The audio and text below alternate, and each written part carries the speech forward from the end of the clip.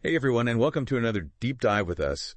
Today, we're going kind of far afield to Ibero-America to take a look at AI. Yeah. But not just like, the basics. We've got actual declarations, policy recs, expert opinions, the whole 9 yards. It's really fascinating stuff. Yeah, it is. So are you ready to see how Ibero-America is, becoming this leader in responsible AI?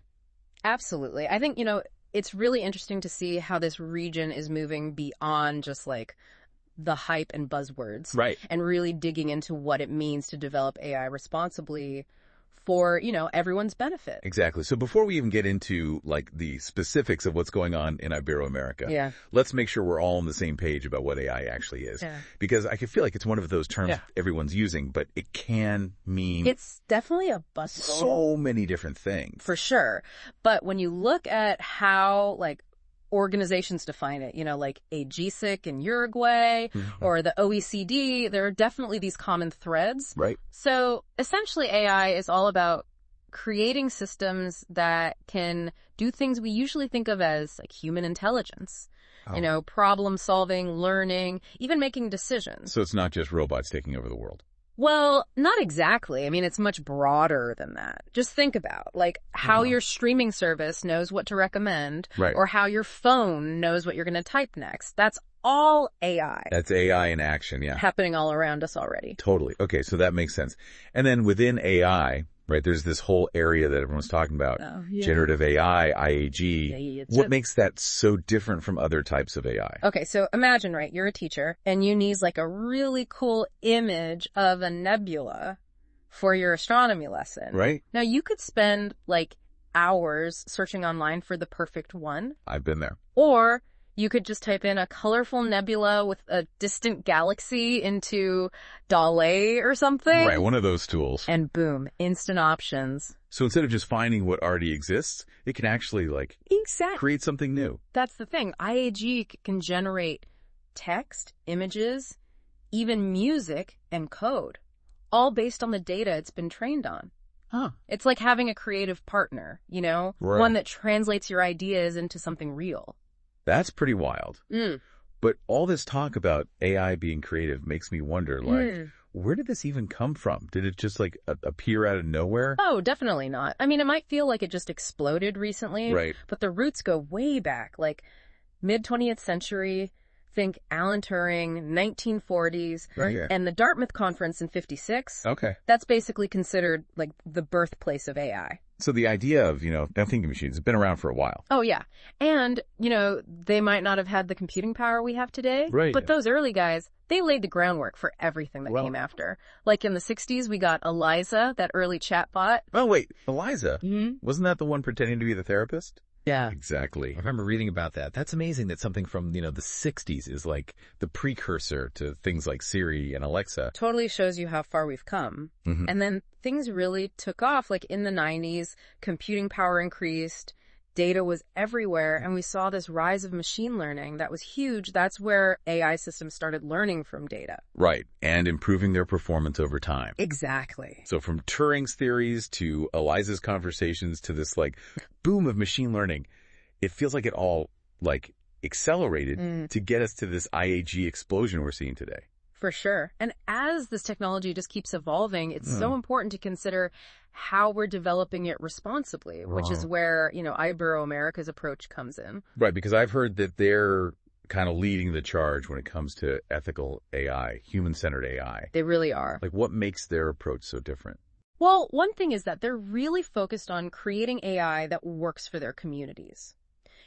Addressing specific needs and challenges. For example, the Declaración de Montevideo. Okay. It emphasizes using AI to help with economic development, better working conditions, solutions that fit Latin America. So it's not just adopting whatever AI is developed elsewhere. It's making sure it works for them. That's a big part of it. And then you see this same idea in the Declaración de Santiago, where 20 Latin American countries come together to set these principles for ethical AI. They're calling for transparency, human rights protections, even proposing this intergovernmental council to oversee it all. Wow, so they're not messing around.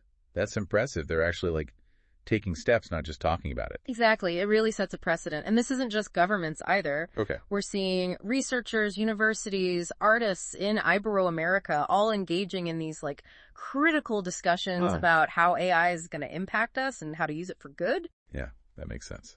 So Ibero-America is taking this very deliberate and thoughtful approach to AI. Absolutely. But let's be real, even with all these discussions, there's still a ton of confusion about AI out there. So much confusion. Even for people who work with it, it's hard to keep up. Absolutely. So I think it would be helpful to, debunk some of these common myths we hear. Yes, please. Let's do that. I know I've definitely fallen into the trap of thinking of, IAG tools like ChatGPT as just like a fancy search engine. Oh, yeah. I hear that one all the time. Yeah. But while those IAG tools can, access and process information, they do way more than just retrieve data. Yeah. Like they analyze patterns, they synthesize information, they actually generate new stuff. Right. Search engines can't do that. So it's not just like Google on steroids. Not exactly. And we have to remember, it's a tool. Right. And it's only as good as the data it's trained on. Right. Which brings up another one of those myths. Yeah. AI is neutral because it's just an algorithm. Yeah. That doesn't feel quite right, does it? It's a really important point to think about. Algorithms themselves, sure, they might seem neutral. Yeah. But they're created by humans and trained on data that can be, biased, reflecting our own inequalities. Right. So AI systems, including IAG, they can actually make those biases worse. Wow, that's a scary thought. It is. We have to be careful. Yeah, it really highlights how important this responsible development is. Yeah. Thinking about those ethical implications from the start. Absolutely. And, another one I hear a lot is IAG is as creative as humans. Okay, right. Now, it's true. IAG can make stuff that seems new and creative. Yeah. But it's all still based on the data it's learned from. Right. It's remixing and combining. Right. Not like coming up with truly original ideas the way we do. So more like a super skilled mimic than, a true artist. That's a good way to put it. Okay. Yeah, that's an important distinction to keep in mind, especially as we start talking about IAG in things like education. Right. That's where it gets really interesting. Yeah, and that's where we're headed next. I'm really fascinated by how IAG is being used in classrooms, especially in Ibero-America, where they seem to be so focused on using AI for good. Yeah, there are some really innovative approaches happening over there. Okay, let's dive into those. So we're back diving deeper into AI and Ibero-America. And I'm ready to get into, the real world stuff, How is IAG actually showing up in classrooms? All right. Well, there's a lot happening. One of the most promising areas is personalized learning. Okay. Really tailoring those educational experiences to each student, their pace, their needs, their interests, all of that. That sounds amazing, but how does that actually play out? So picture a classroom where every student has a different lesson plan. That's what IAG can do. Yeah. It analyzes data on each student, figures out their strengths, where they need help, and then designs a custom learning path. Wow, so no more one size fits all. Exactly. And we're already seeing platforms in Ibero-America that do this. Really? Yeah, they use IAG to adjust the content, the difficulty, in real time based on how the student is doing. So it's like a textbook that rewrites itself. Pretty much. That's wild. I bet this could be huge for students who, haven't always thrived in traditional classrooms. Yeah, definitely.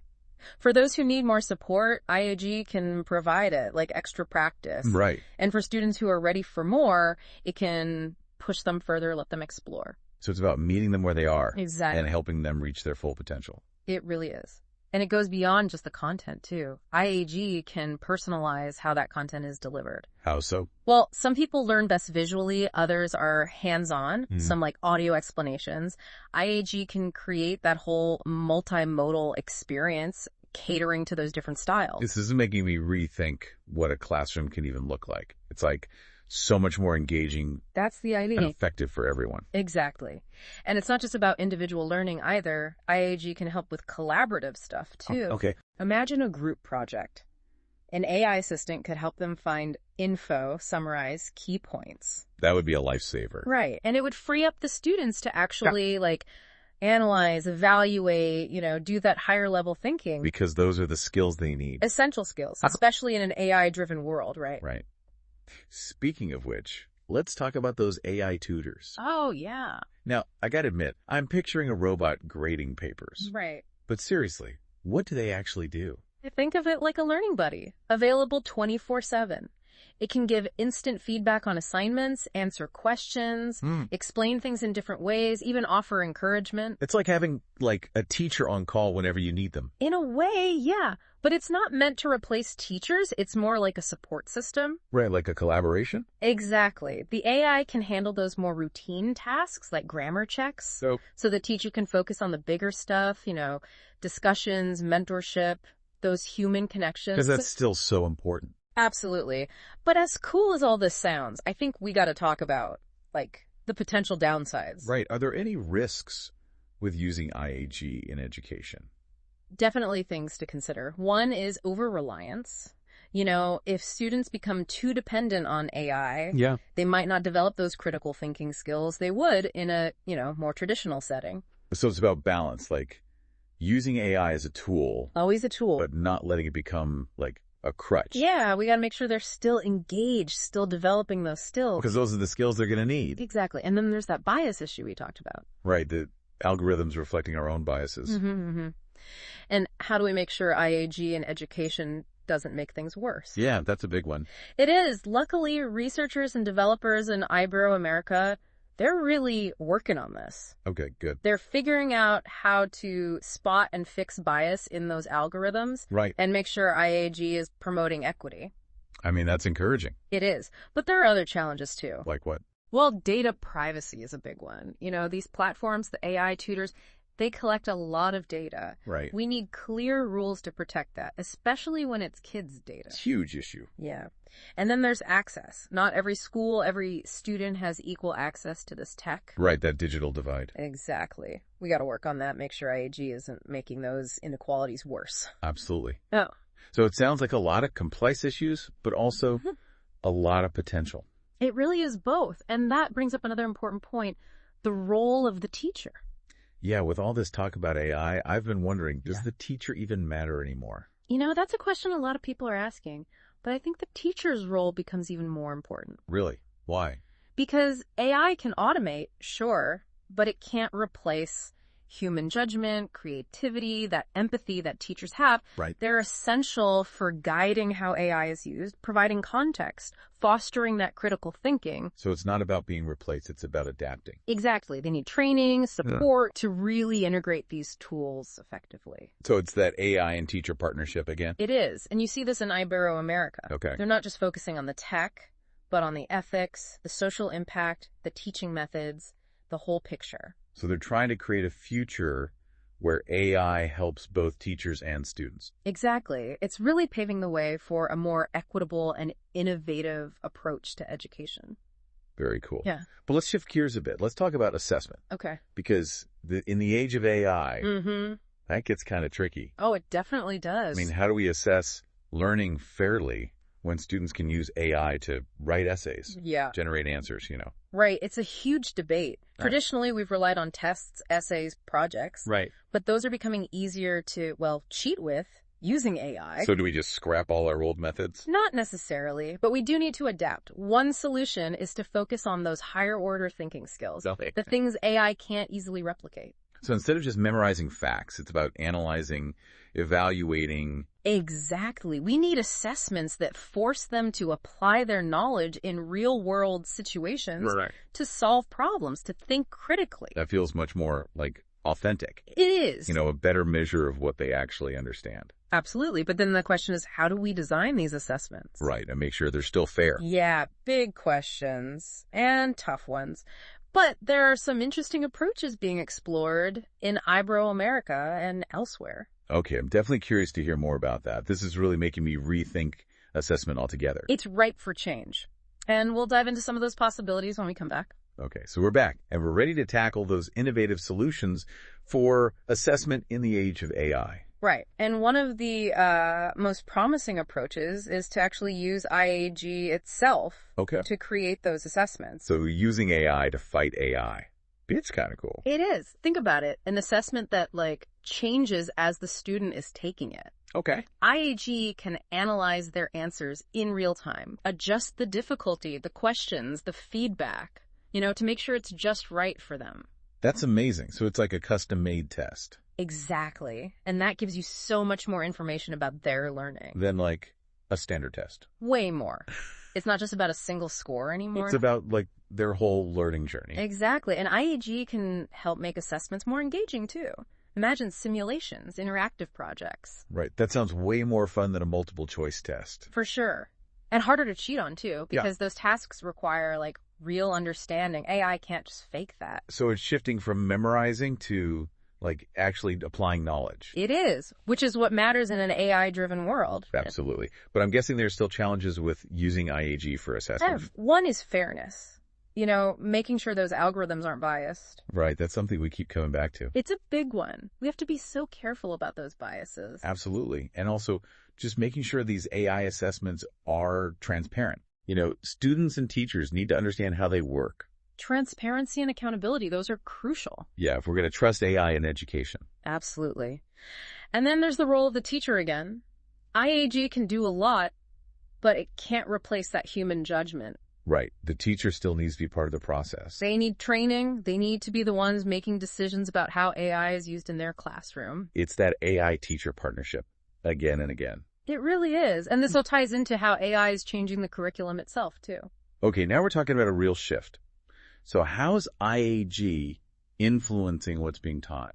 Well, one way is by making the curriculum more adaptable. Okay. You know, keeping up with the job market as it changes. Because it's changing so fast because of AI. Exactly. IAG can analyze those trends, see what skills are needed, and then suggest what to teach. That's incredible. So we can be more proactive, prepare students for jobs that don't even exist yet. That's the goal. And IAG also emphasizes the importance of, like, computational thinking, data literacy. Those are buzzwords I hear a lot. They're more than buzzwords.